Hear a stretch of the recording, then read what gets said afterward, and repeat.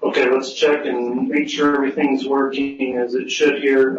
This will be case CR 22-21-1623, State of Idaho versus Chad Guy Daybell. This is the time this court has scheduled for a scheduling conference in the case to talk about a trial setting. The state is here represented by Fremont County Prosecutor Lindsay Blake, Madison County Prosecutor Rob Wood, and Rachel Smith, who's been appointed on the case as well. John Pryor represents the defendant, Mr. Daybell. We're conducting this hearing from Ada County at this time. It is a Fremont County case. Mr. Daybell is appearing by Zoom for purposes of this hearing from Fremont County. Let me just confirm first, Mr. Daybell, can you hear me okay?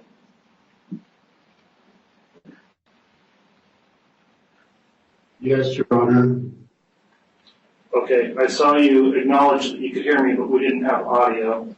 Mr. Pryor, would you like us to proceed or make sure that his audio is working? Judge, I'm comfortable with the way we are right now. And if Mr. Daybell just shook his head, I think I'm fine with him not having to communicate. Okay. I anticipate speaking with him directly after this hearing as well. All right, thank you, Mr. Pryor. Given the nature of this proceeding, I think that's fine. We have confirmed that the defendant is able to hear the proceedings, and so we are keeping an FTR record of this through the Fremont County Courthouse, and as well as the Zoom software where Mr. Daybell's appearing would be also keeping an audio and video recording of this. However, the matter is not being live streamed pursuant to a previous court order, and any recording, audio, or video of this hearing is also prohibited. The court has allowed access for the public in this Boise County courtroom where we are at this time, and also the Fremont County courtroom has been made available for public attendance as well. So at this time, then, the court would note in this case the previous trial setting was vacated when these cases were severed. We're now in the middle of trial on the companion case. I want to get some input from both the state and the defense on your thoughts on the trial setting. I'm going to need to do some coordinated efforts in order to actually schedule trial, but I think the time is now for us to talk about your proposals. And the two questions, of course, I'm going to have first from the state, then from the defense is, number one, how long do you think it's going to take to try the case? Number two, when do you think would be a good time frame to be looking at? And as we get into other matters, I'll try to reach out to counsel before actually setting trial, but I'd like to get your proposals at this point of where we are. So who's going to be speaking for the state here?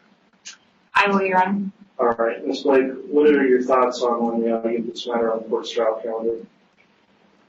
Your Honor, as far as getting on the trial calendar, the state would defer to the court somewhat on that. I think there are some months that are a little more difficult for the state to have the trial go in, recognizing that the state's estimate of this trial at this point,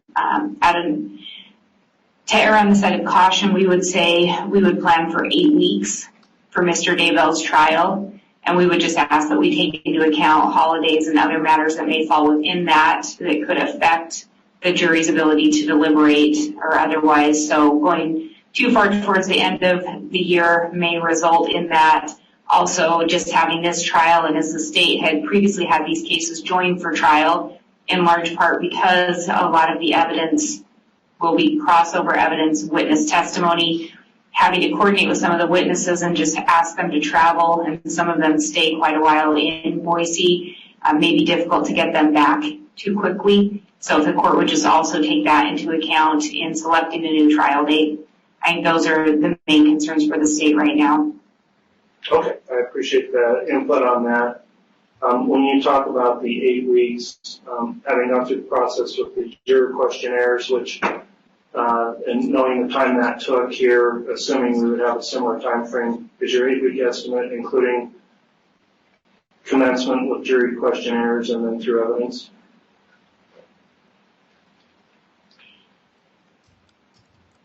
Your Honor, if we do the questionnaire process similar, I believe we could still be within the 8 weeks. There's a chance it could go into 9 weeks depending. As we learned with the last process, I think there can be a lot of variables within each group, the way that we've done that in the past. So, and the other thing that we did not take into account in the last estimate of the 10 weeks when it was a joint trial was the actual mitigation phase. I don't think we factored that in. So factoring that in, maybe going 9 weeks would be the safer bet, factoring in some additional time for the jury questionnaire and the mitigation phase if we were to get to that point.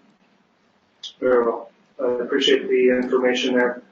Mr. Pryor, on behalf of your client, when do you think trials should be scheduled, as well as how long do you think the case would take based on your observations of both that case and your observations in the companion case that's currently being tried? Judge, I appreciate the state pointing out that they'll mirror much of the evidence from this trial and Mr. Daybell's trial. There may be some changes. So we have you in the microphone a little more. Judge, I appreciate the state pointing out that the trials are going to mirror themselves, at least to a large portion of it. There'll probably be some changes, I anticipate. Something of concern that I have, I don't know how many experts that Mr. Archibald and his team have. I have 7 or 8 experts that are going to be called to the stand. I'm going to be needing a transcript of the entire trial of Miss Vallow, which includes exhibits. That's going to be addressed to the court in a later hearing.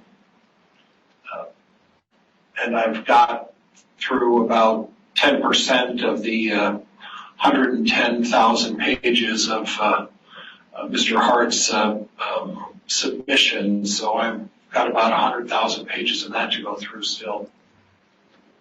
The state has informed me that they're going to be kind enough to provide me a full 6 terabytes of all the evidence that's coming. I imagine speaking with Ms. Blake in the next week or so. I would hope. We have no deadline on that, but that is coming, just so we don't run into discovery issues.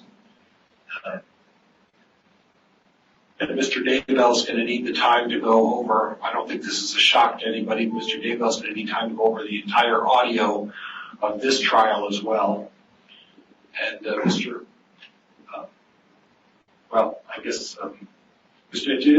I guess, him and I have been working diligently on working through the DNA issue that we still have to work through. And Judge, I think he would acknowledge that we're trying to diligently get through that, and I appreciate Mr. Wood doing that, but we haven't resolved that yet, but we're working on it, and we have been working on it, and I understand a priority to me is not necessarily a priority to these 5 folks while this trial's going on, so they've been very good to me about that. Needless to say, Judge, I anticipate about 12 weeks. That will include the time for picking the jury. That'll include the time for the state to put on their case, and the amount of time that I'm going to need to put on my case. And if necessary, only if necessary, there needs to be a mitigation phase. I don't think it's going to be as lengthy as 2 weeks. I don't anticipate that, but so I guess, Judge, when I say 12 weeks, that would be on the outside. 10 to 12 weeks is where I judge this. I would like something in May, approximately 12 months from now.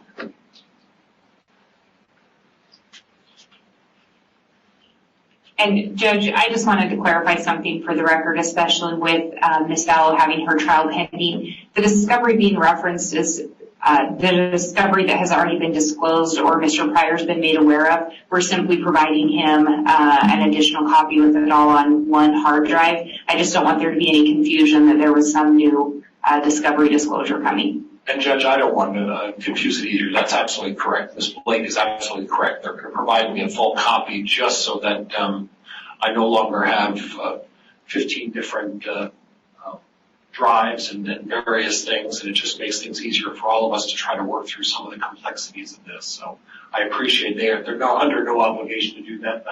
And I appreciate that they're doing that for me, and that's going to help me as far as my experts as well. So that's clear. There is no, other than what's been disclosed, there's no other discovery that I'm aware of, and they've made it very clear.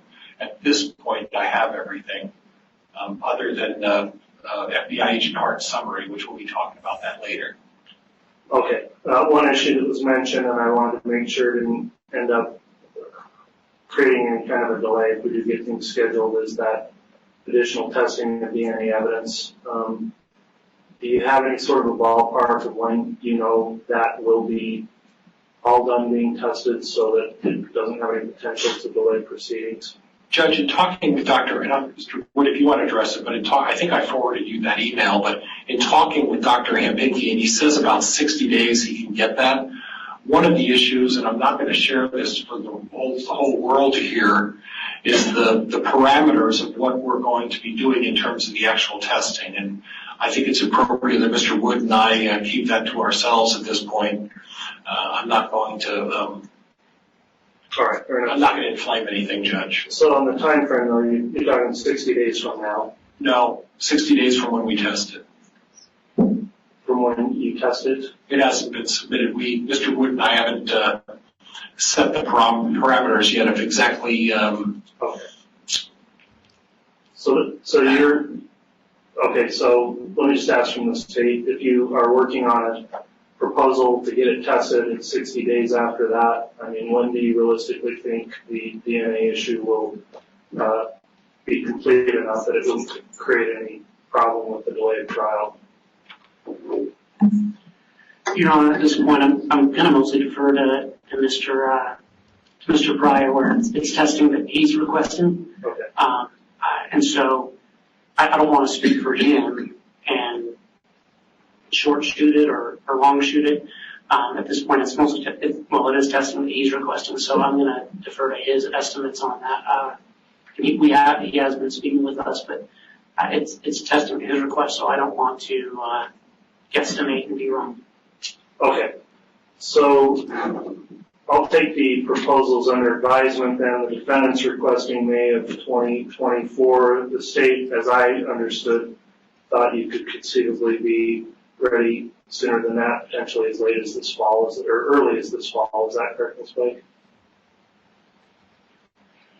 We could be, Your Honor. I think the only concern we have in the fall at all is if we can attempt to schedule to avoid the major holidays. That was a concern before with the potential for an October setting. We just don't want to run into problems of having juror issues or depending on, I don't think sequestration has been decided in Mr. Daybell's case at this juncture. So there's some outstanding issues that we would just ask the court to consider if, in fact, the trial is set into the fall.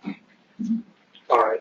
And Judge, I anticipate the fall as potentially being problematic. It may require a hearing before this court on the DNA evidence. I expect that's probably going to happen if Mr. Wood and I don't work on our slight differences of opinion. And if that's the case, I don't imagine the court's going to want a hearing while this trial is going on. And getting that hearing set and getting our experts out to do that, because of what I'm requesting regarding that particular testing, I'm optimistic we'll work it out, but at this point, what I want and what they want may be vastly different. Let's just put it that way. Okay. Well, counsel, I'll take the request under advisement. I'll reach out to you and we'll make a decision on when the trial will be set. We should be able to do that fairly soon here. I won't just send out a scheduling order and have it set without further contacting counsel just to confirm a few things, and I'll be coordinating also with the administrative side of things to make sure we don't schedule at a time that is not going to work. So I appreciate your time in reviewing your calendars and seeing when we can get it scheduled.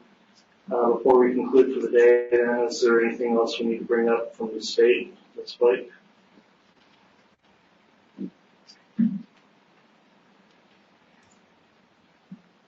Your Honor, in just trying to discuss it briefly, and I apologize, I know the court was talking as well. We were just trying to determine if a May date would work for the state. It sounds like at least one of the prosecutors does have an event towards the end of May that would not be able to be rescheduled and has been set for some time. I don't know if there's a way that we could consider starting in June as opposed to May to avoid that potential issue if the court is considering May. Okay, so you're saying potentially June of 2024? if possible, or earlier. The state would not be opposed to the court considering an earlier date. There are just some other months in there that could cause a little bit of concern for some of the attorneys on the case as well, probably the months of March, April, and May. There will be some things going on. And actually just to the beginning of May, I think, so. I didn't quite follow the last one, so you're saying March? So March and April, I think, would be somewhat difficult for a couple of the prosecutors. And then just the very end of May, there's one event scheduled. Judge, I'm fine with June. Quite frankly, and I know the court's anxious to get this resolved, but by the same token, having observed the proceedings and some of the evidentiary issues, my position is that at least the way the two parties, we may not agree on everything or anything, quite frankly, but in terms of trying to process some of the exhibits and everything else, it may be wise to do June so that we go and we start and with all respect to Mr. Archibald and the other parties in this case, it might be slightly cleaner if we do it starting in June. All right, I'll just take all that under advisement. I also need to, again, coordinate with administrative side to make sure I'm not scheduling something on a time frame that wouldn't work for the court where the matters can be tried. So I think that gives me enough information to get some proposals. I'll get hold of counsel and we'll get a firm date scheduled and get the matter on the court's trial calendar. Anything else from the state then this afternoon? No, Your Honor, thank you. All right, thank you, Ms. Blake. Anything else, Mr. Pryor? No, Judge, may we be excused? Thank you, Mr. Pryor.